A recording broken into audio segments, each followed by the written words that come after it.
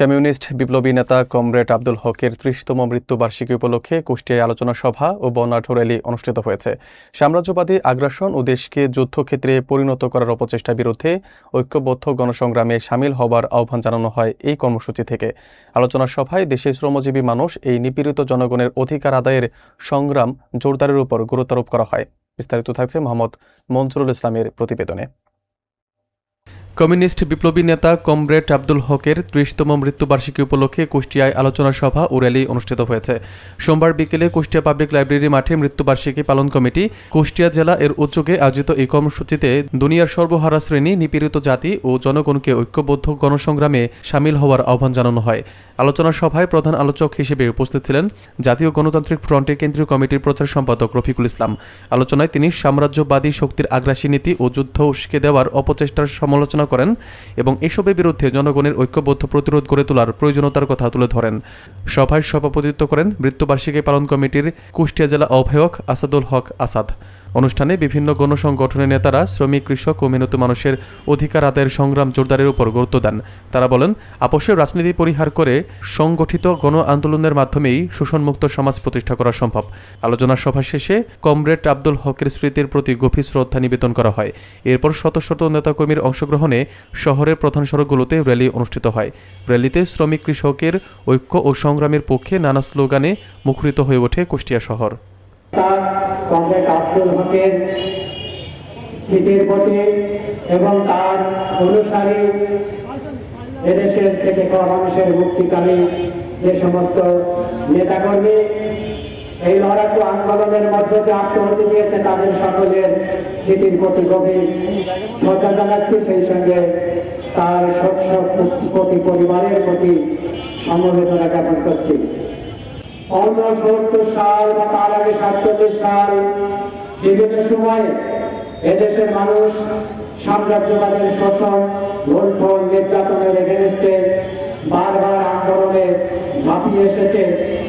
আর বারবারই এদেশের পশ্চিমা শোষক গোষ্ঠী এদেশকে লুটপাট করার যে পায়তারা সেটা অব্যাহত রেখেছে। বারবার এই আন্দোলনের ঝোলা তাদের ঘাড়ে গিয়ে পড়েছে।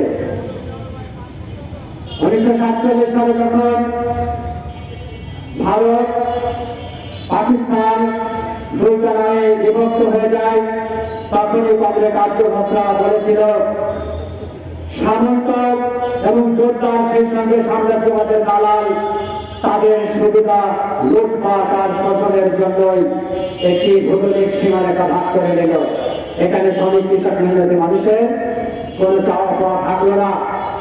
1970 সালে আন্দোলনের মধ্য দিয়েও যখন বাংলাদেশের জাতীয়তাবাদ এবং উগ্র জাতীয়তাবাদ নামে দুইটি দলের মধ্য দিয়ে হিন্দু মুসলমানের ভিতরে দাঙ্গা সৃষ্টি করে এদেশের পশ্চিমা যোদ্ধার মহাজন আর আমাদের এই বাংলাদেশের যোদ্ধার মহাজনের ভিতরে আবারও তাদের স্বার্থে, তাদের লুটপাটের স্বার্থ প্রচার করবার জন্য এই দেশটিকে তথাকথিত ভারতের সঙ্গে চুক্তি করে একটি চুক্তিবদ্ধভাবে মীমাংসিত হয়। সেদিনকে কমরেড আব্দুল হক বলেছিল পাকিস্তানের কাছ থেকে খাবার কেড়ে নিয়ে ভারতের কাছে দিয়ে এদেশের জনগণের কোনো মুক্তি হবে না।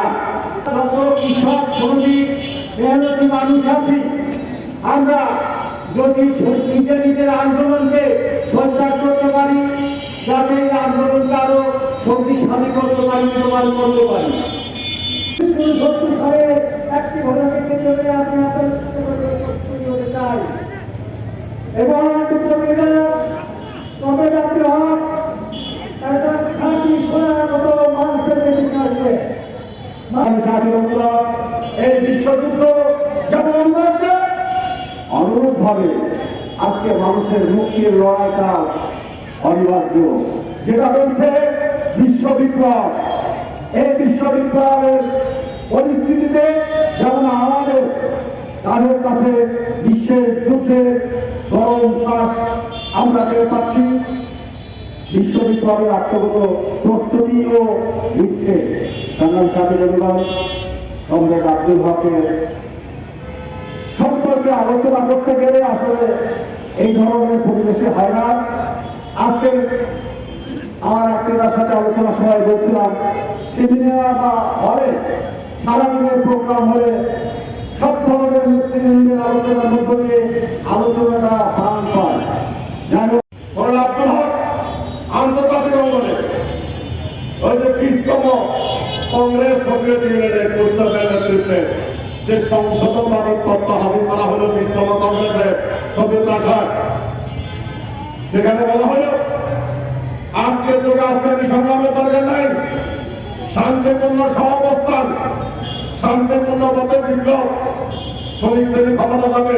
এই যে সংশোধনবাদের তত্ত্ব হাজির করা হলো বিশ্ব শ্রমিক আন্দোলনে, বিশ্ব শ্রমিক শ্রেণীর সামনে যে মূল তত্ত্ব হাজির করা হলো, উনি এখানে সেই আন্দোলনের বিরুদ্ধে সংশোধনবাদের বিরুদ্ধে উনি লড়াই করেছেন।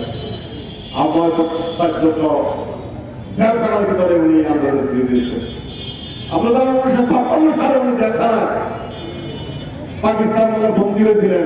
জেলখানার ভিতরে উনি বিভিন্ন সংশোধন অনিয়মের বিরুদ্ধে উনি আপনার ওই যে এয়ার আন্দোলন করলেন, আন্দোলন নেতৃত্ব দিলেন। আজকে যে জেলখানায় রাজবন্দীরা যে সুযোগ সুবিধা পায়, এইটাও ওনার আন্দোলনের পরিপ্রেক্ষিতে, এবং সেখানে অনেক কংগ্রেস শহীদ হয়েছে।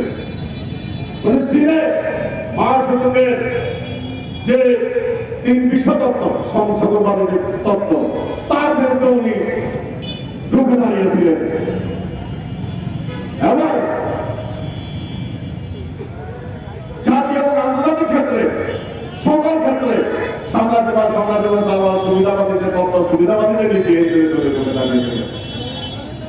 অনেকের বিরুদ্ধে অনেক কথা শোনা যায়, কেউ মুরগি সাপ্লায়ার ছিলেন, কেউ মেয়ে সাপ্লায়ার ছিলেন 71-এ। কমরেড আব্দুল হক 71-এর বিরোধী শক্তি ছিলেন। কমরেড আব্দুল হক দেশের মাঠে দাঁড়িয়ে, মাটিতে দাঁড়িয়ে, দেশে দাঁড়িয়ে উনি প্রতিরোধ লড়াই করেছেন, যুদ্ধ করেছেন।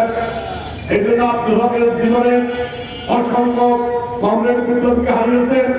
আমরা 30 থেকে 36,000 কমরেড বিপ্লবীকে হত্যা করা হয়েছে আমরা জানি, কিন্তু কমরেড আব্দুল হক দেশের মাটি থেকে কখনো বাইরে পলায় যান নাই।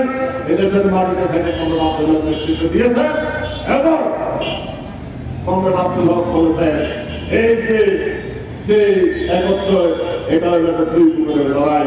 এখানে কিছু খাবার আছে, খাবারের জন্য এটা 2টা কুকুর কামড়াকামড়ি করতেছে।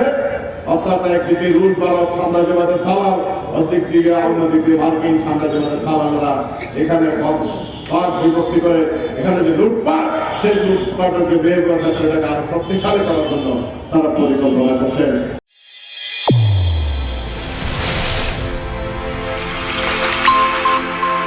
চ্যানেল A1 হৃদয়ের স্পন্দন।